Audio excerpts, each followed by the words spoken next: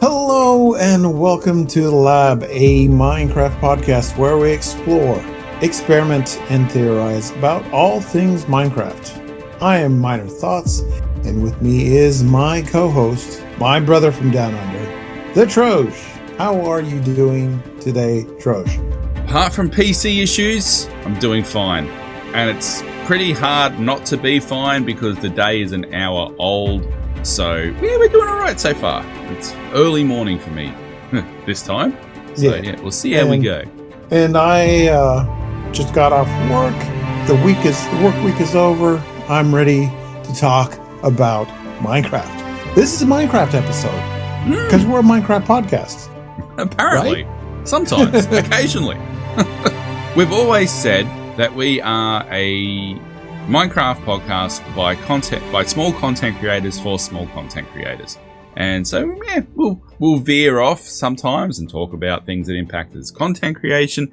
It'll veer off about all sorts of stuff, but about interrealms, whatever. But, yeah, Minecraft at the core. It all revolves around Minecraft. And there's a couple different things in the world of Minecraft that we need to discuss today. I don't know what you want to get into first. If we've just received a brand new snapshot and a little drama going on with the creator of Minecraft, Notch. So what do you want to talk about first? I think the Notch thing's really easy. He's just attention seeking. Oh, yeah. Okay, here's the thing, folks. Going back when, Notch left Mojang, sold it to Microsoft, he's always been on social media saying just things that are out there, just out there. And he decided one day to run a poll saying, what should I work on? Should I work on levers and chests or just make Minecraft 2, boomer? And the poll went with a lot of people saying, make Minecraft 2. Yeah, but I'm sorry, but yeah, obviously that poll was going to go like that. It's just obvious that you're going to get it. And I think it was just clickbait. It was bait. Oh, definitely. And it's attention seeking. I would be very surprised Notch ever made a spiritual successor to Minecraft 2. To Minecraft. It's just attention seeking. It's not out of character for that to happen. But it's definitely stirred up the interwebs about it all. That's for sure. It's really stirred the pot. And I think that was the intention, was to stir the pot. And possibly, I don't mean to be the cynic in me's coming out, but possibly get a little bit of attention for the game he actually is working on. Yeah. And when I first heard about this, and of course you've got people jumping all over it saying, we are getting Minecraft 2. I thought, okay, look, this is a new year. I've got a new segment coming out. Reality Check was last year, but I feel like this is somewhat a Reality Check episode. In a way, it's not going to happen. Okay, Waddles, it's not going to happen. This is the spiritual successor to the Reality Check. Yes, this. So, he talked about it a lot on Twitter, X, whatever you want to call it. And people, looked into it really deep. He said, if Microsoft threw some money at him, or he was paid to make the spiritual successor, yeah, he was saying, I would take that paycheck. Yeah, of course. Yeah, I'd take that paycheck. Anyone would. But I think really, going back to it and, people's hopes and dreams were crushed that, it's not going to happen. Even recently, he's like back to talking about his game that he really wants to work on is levers and chests. Mm-hmm. So, well, you're right. It's not going to happen. Let's think for a second, hypothetically, He was serious. How do you make a spiritual successor to Minecraft without it being compared to Minecraft at every turn? How do you make it that it doesn't look like Minecraft but feels like Minecraft? Because Minecraft's unique. Right. It is very unique. And there is a ton of rip-offs. And that's the other thing. How would you make it stand out from the tons of rip-offs that are already out there? Like my kids at times, whatever, they play and they come with this free version of Minecraft. And I've had someone that's not a pirate, it's a rip-off game of it. You know, and I've had people come through my chat on streams, some younger people. They've said, oh, you know, we play whatever it is, I can't recall. Right, play Minecraft. Roblox? Or No, is it Roblox? No, it's something else. I can't remember. It's something IO, one of those IO games. But it is Minecraft. The textures are the same, just cartoony, basically. And it's the same principle. So he would have, for mine, if you kind of come up with a successor to Minecraft, even if it's a spiritual one, how do you not compare it to either of those two things? And how do you find your own road that it feels like Minecraft, but it's not Minecraft and technically don't get sued by Microsoft? I think that's a really, that's a tough one. And like, I think at some stage in the future, we'll get a Minecraft 2. I think that will be where Minecraft will get to long term. But it'll come from Mojang. It won't come from Notch. Right. It will be, you know, I think they'll possibly skip the numbering convention of, 1.21, 1.22, and just call it Minecraft 2.0 or something like that. And I think, and the reason I think that will happen is I think they will want to get to a one joint platform at some stage. Java, Bedrock, you know, they will want to get, this is it.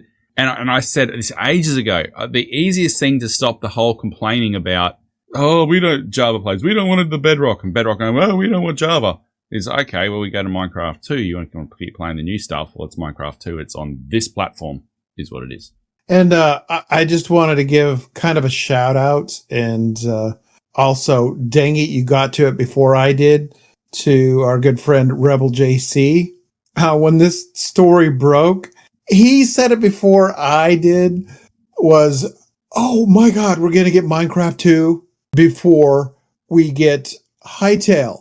And I was like, yeah, you said it before I did, but I was thinking the same thing. Hytale is even compared to Minecraft, just on a different level. People have been waiting for that forever, and they probably still wait for it forever. And we may get Minecraft 2 before we get Hytale. Who knows? It's not the first one I've seen comment something about Hytale there and Minecraft 2. It's a bit of a running gag now in the community, I think, the whole Hytale. Will we ever see it? I don't know. Who knows? I don't know. Who knows?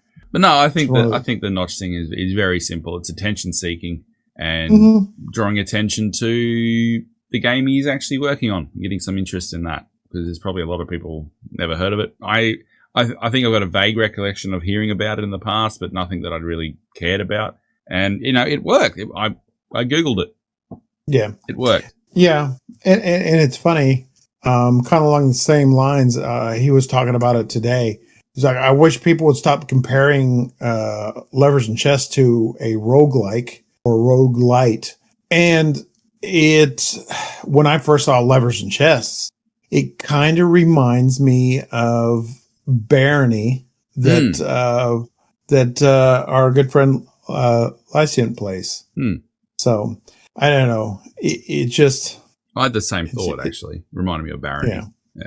I've never played Barony. I've only watched Lycian stream it. But just, the feel of it and look of it looked very similar to me. Yeah. It's not my sort of game, but yeah.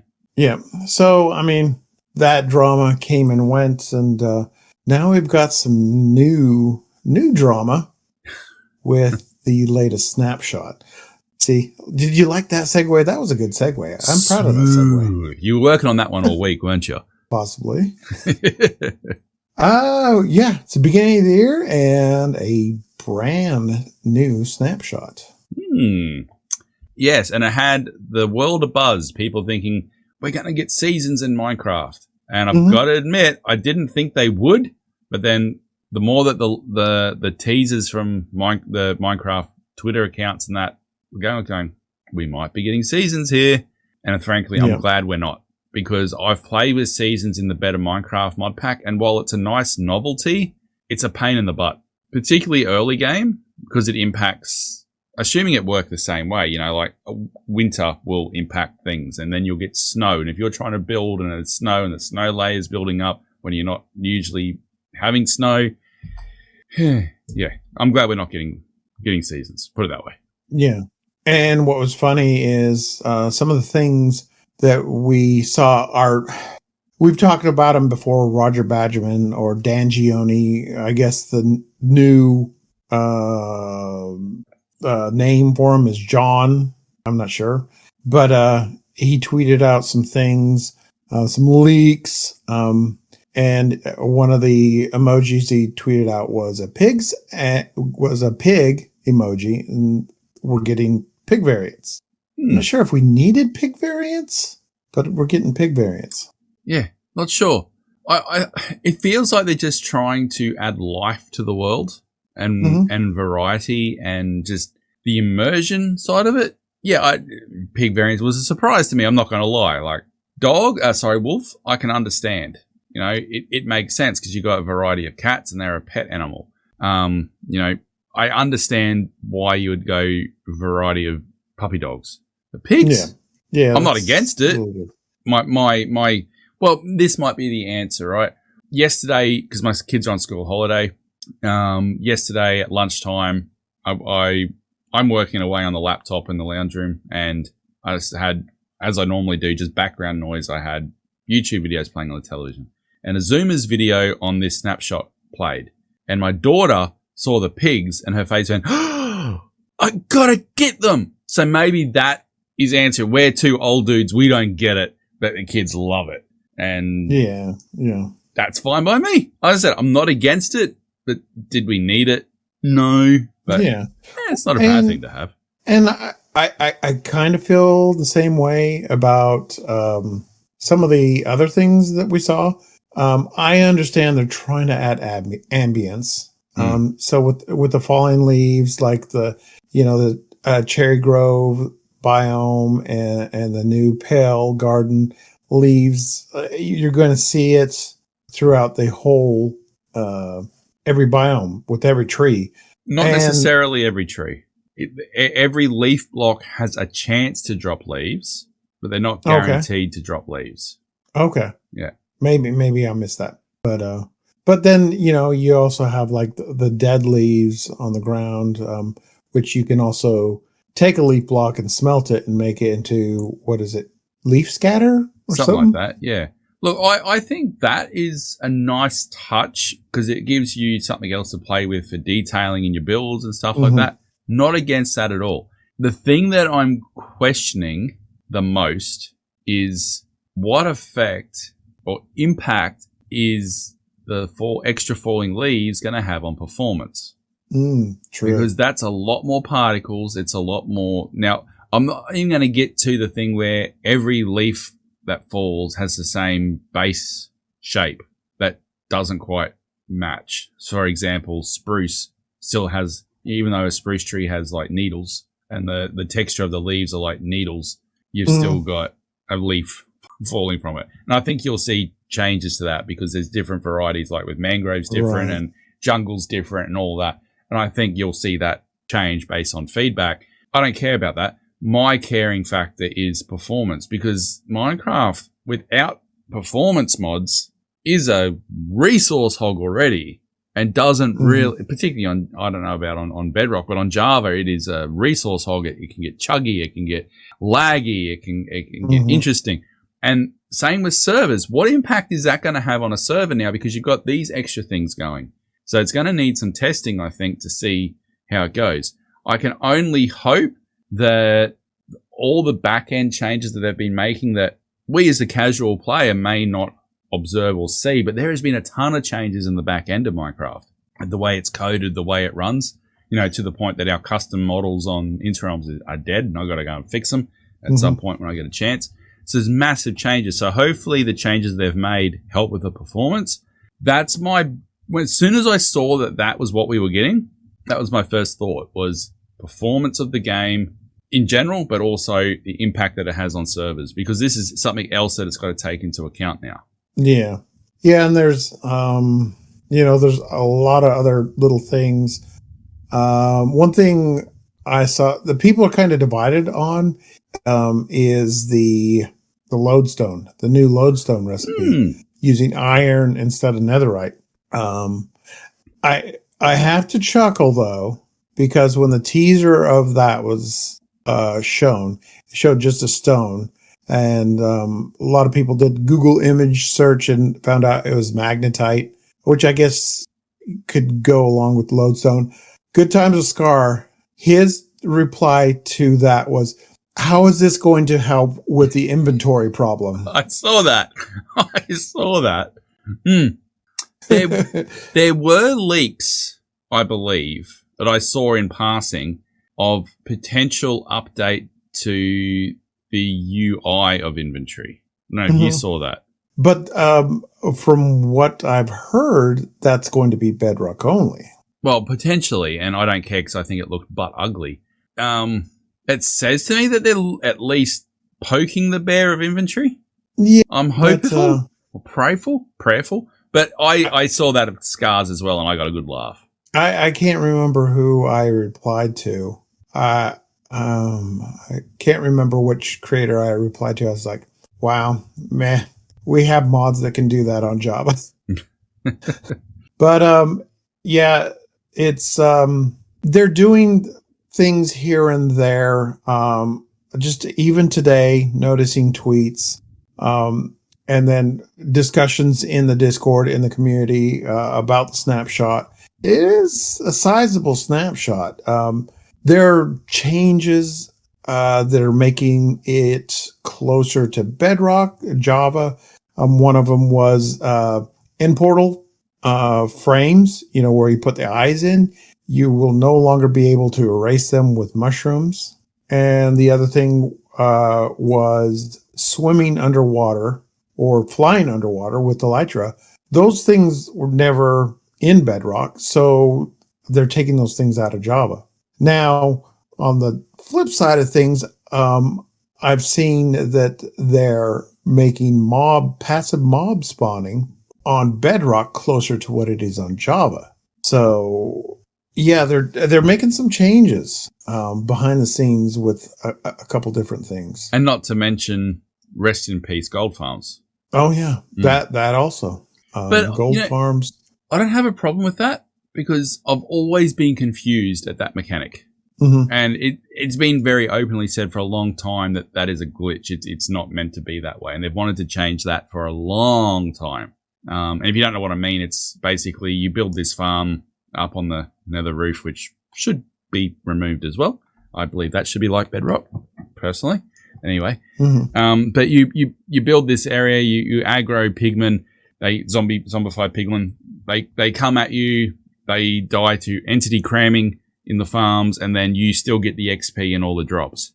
Yeah, it's always been confusing to me. Like, I remember the very first time when I was babyface at Minecraft and someone built a farm, I said, but how are you getting the XP? You're not actually unaliving these mobs. And I could never understand until I went and observed what was going on. So yeah. I can understand why that style of farm is getting nerfed, and it's now nerfed. Yeah.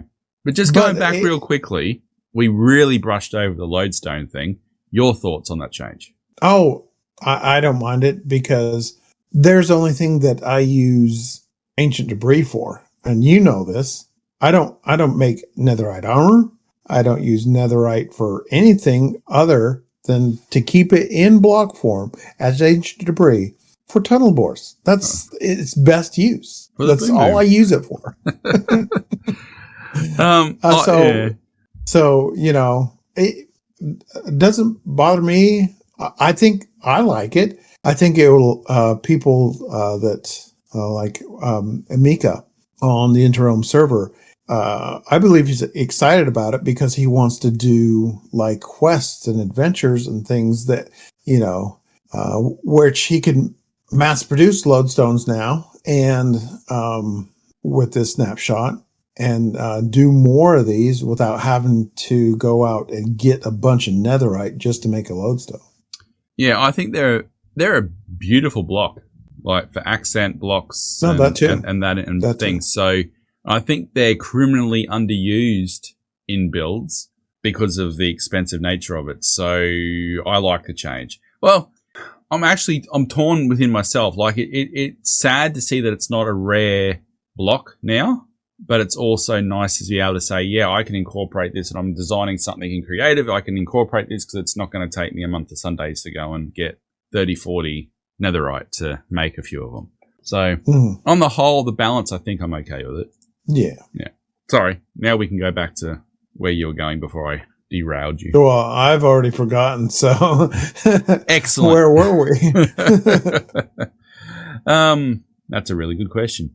The old brain, the train has left the station. Yeah, that happens a lot on this podcast. You get used to it. Yeah, but you guys never see it because we cut it out. But looking at it overall, and this is just the first snapshot. They haven't really announced what the official drop is going to be. They haven't had their announcement for Minecraft Live. This is just like kind of a sneak peek of what we're getting. So there could be more, I'm sure already there have been people out there saying, oh, this is it. This is all we're getting. So, but that I think though is coming back to the fact that people haven't got their head around the difference between drop and update yet. Yeah, exactly. Drop small, drop new content more frequently, which I want to talk about in a moment. Not update, which is going to be a bigger thing, and people haven't got their head around it yet. If that snapshot that we saw is the drop, that's a substantial drop. That's fine for a drop. For an update, I agree. It's not enough for an update, but it's not an update. It's a drop. They've said that, I believe, that it's the next drop. Yeah. But I want to raise the topic again, and we've raised it a couple of times, is the poor server operators, right? So over Christmas, I had a week and a half, I was supposed to have had a week and a half off of work, and I spent that time updating the server to the Pale Garden so we can get the newer content, the new blocks, the new creaking, all of that ASAP. Just got through that, just managed to go, I took a week off of streaming just so I could have a holiday. And now we got more new stuff coming through. So again, I'm raising the question, which we've raised a couple of times, is where are we going to find the balance here? Because the player base are going to be going, we want to play with the new stuff. We can't play with it on Interim, so we're going to go create a single player world to play with the new stuff. But we can't update the server every month to the newest version because A, we got a life, hello, but also, it's not a small thing to update a server. Now, mind you, it's a lot easier now that Interealms is with kinetic hosting. And I'd like to say hello to our new partners. We've moved on from where we were previously. So updating a server is a lot easier and it's a lot cleaner. Oh my goodness, with kinetic. It's light, head and shoulders above where we were previously. And I couldn't be happier with it. But you still have got to download the world, update the mods, update the data packs, make sure everything's talking. What changes have they made behind the scenes that have broken stuff that you've got, and then try and fix it? It's still time consuming to do all that. Mm-hmm. And if you want to, is this enough of a drop to go, yes, we need to facilitate another update? But then, there's certain mods you've got to wait for.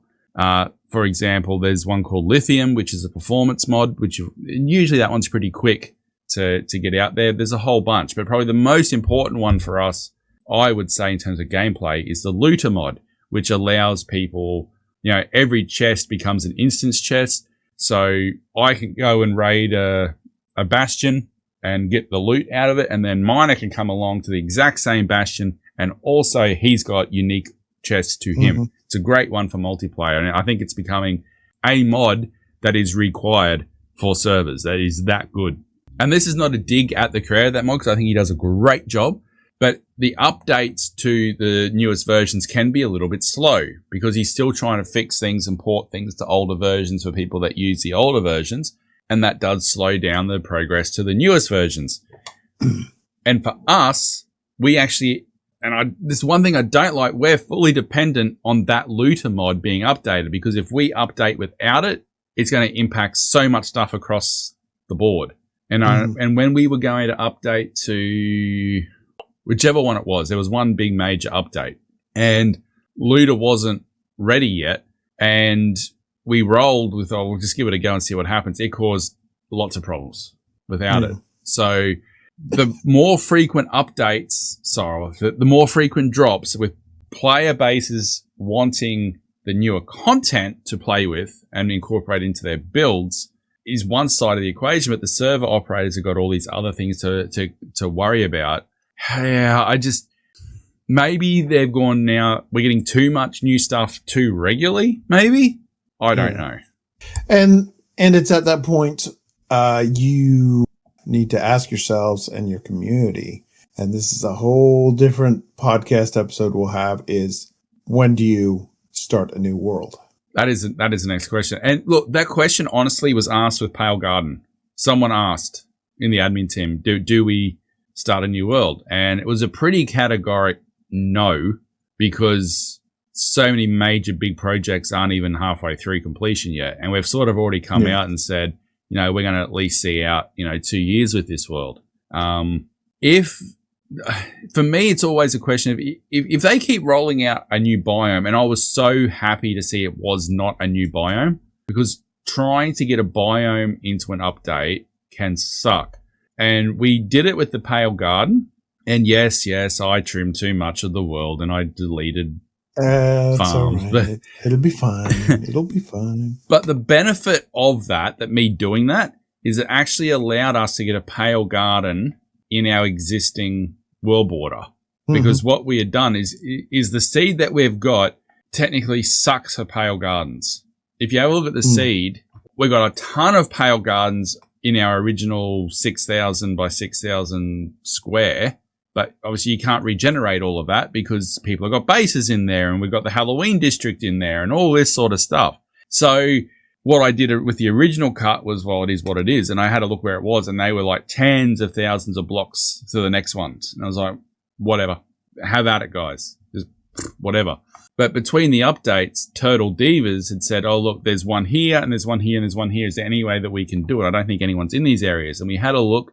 Two of the spots, if I had trimmed it out, would have impacted something.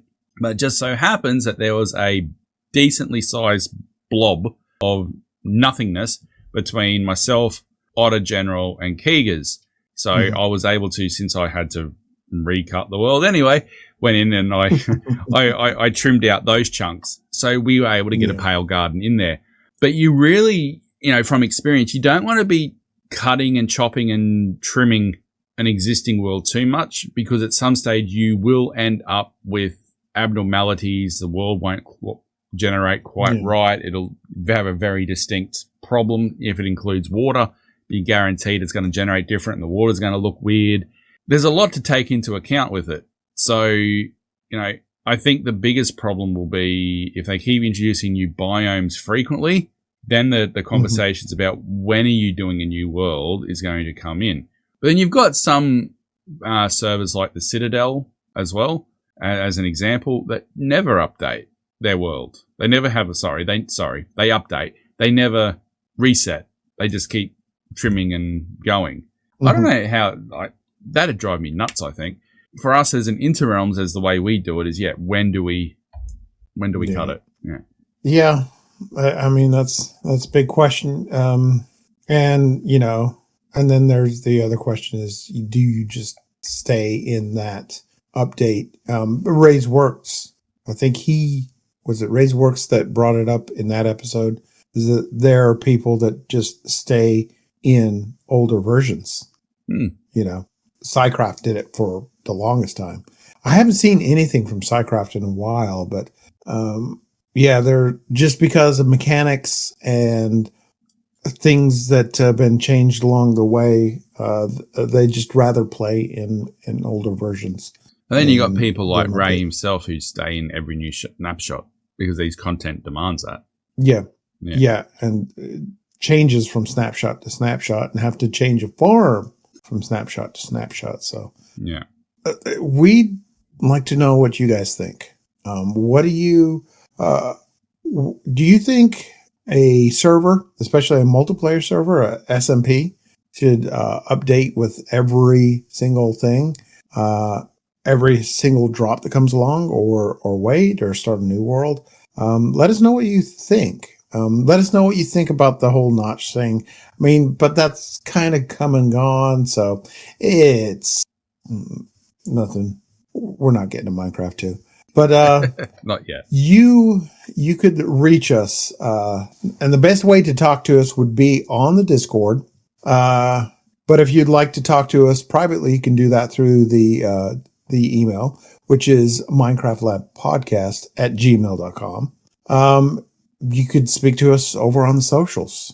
You can find us at mclab_podcast on Twitter X, or at Lab MC Podcast on Blue Sky.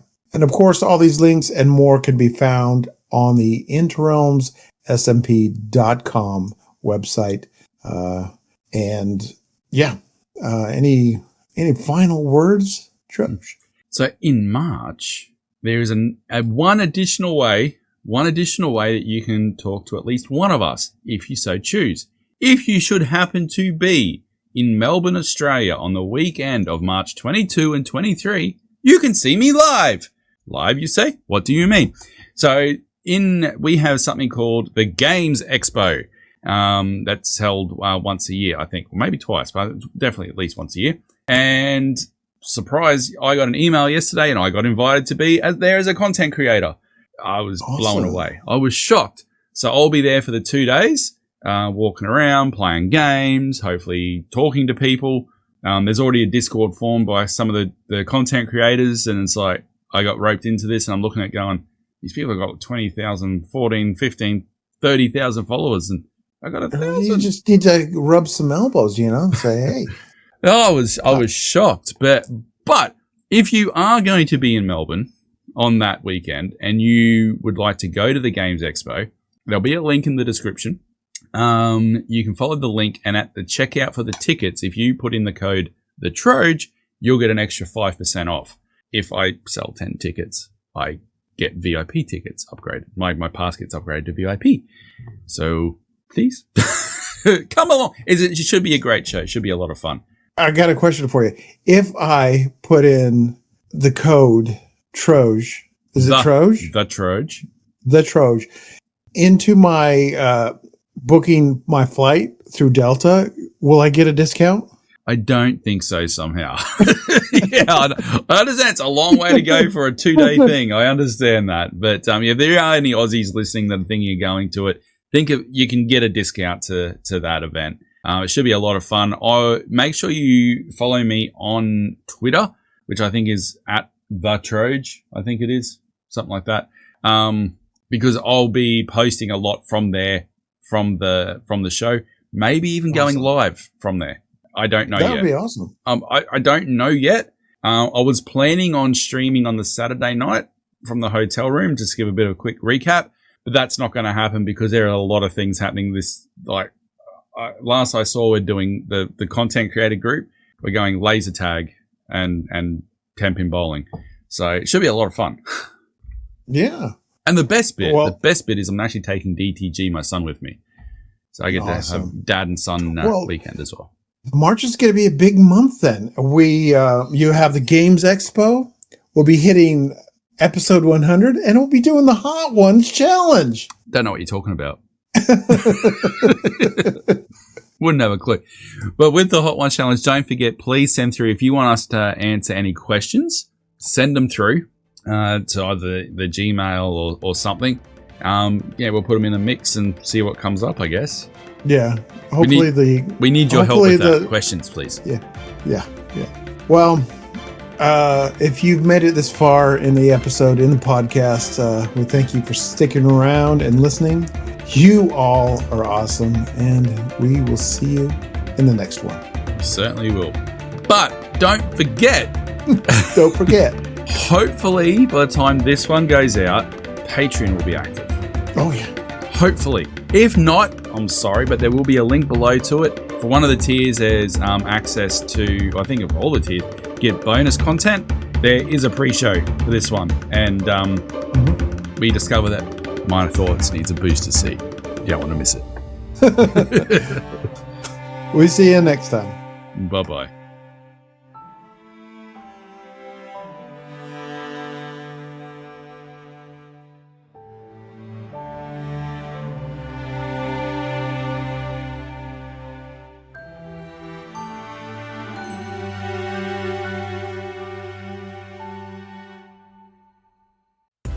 This has been a production of the Interrealms Podcast Network. For more information, go to podcast.interrealmssmp.com. You can see that full link in the description of this episode. Thank you for listening.